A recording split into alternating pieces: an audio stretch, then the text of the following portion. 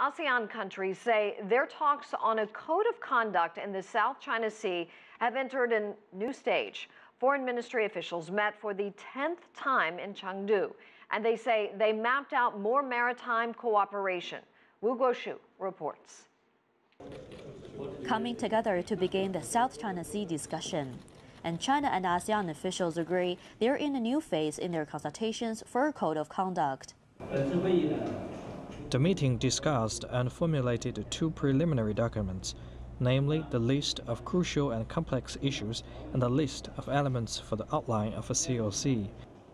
The officials identified 3 areas to pursue work in further implementing their declaration on the Code of the Parties in the South China Sea, which was signed in 2002. Maritime cooperation is one major area, as meeting co-chair Singapore highlighted.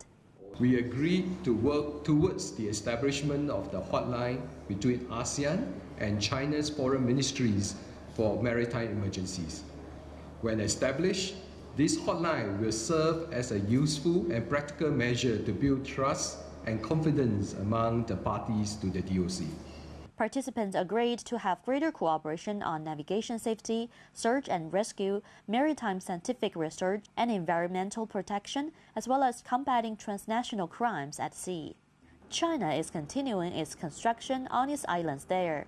The U.S. made plans to carry out naval patrols in the adjacent waters of China's islands. Amid the dispute, China says the South China Sea issues don't represent the entire picture of relations with ASEAN.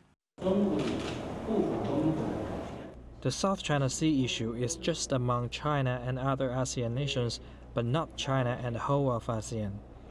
During this meeting, parties reiterated the common political will to fully and effectively implement the DOC and work toward the early conclusion of Code of Conduct on the basis of consensus.